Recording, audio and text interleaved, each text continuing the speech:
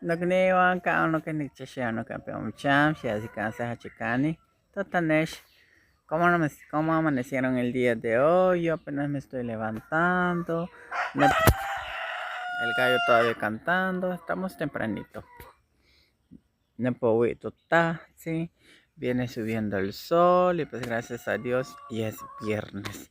Viernes de alegría, viernes. Bien bonito vivir en el campo.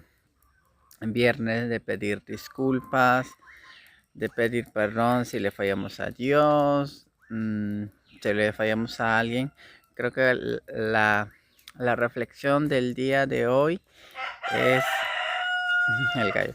La reflexión del día de hoy, si a alguna persona ofendimos o si le hicimos algo a alguna persona, le quedamos mal, le fallamos como persona, como ser humano, lo mejor es pedir disculpas. Perdón no. Perdón le pedimos a Dios. A Dios, a Dios, okay.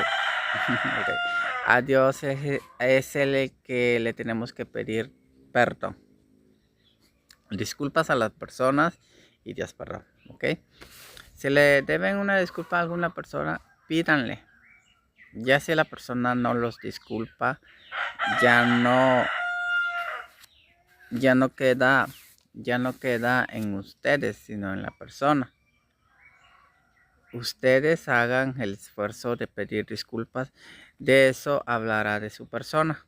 Claro, claro que tienes que ser sincero, no una disculpa fingida, no, tiene que ser una disculpa de verdad, para que te liberes también de todo eso.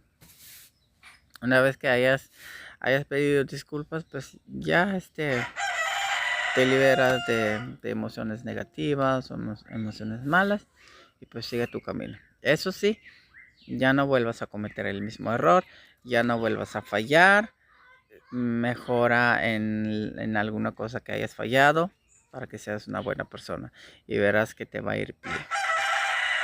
Siempre hay que pedir disculpas. Ok, pues sean felices amigos, hoy es viernes de Teresa.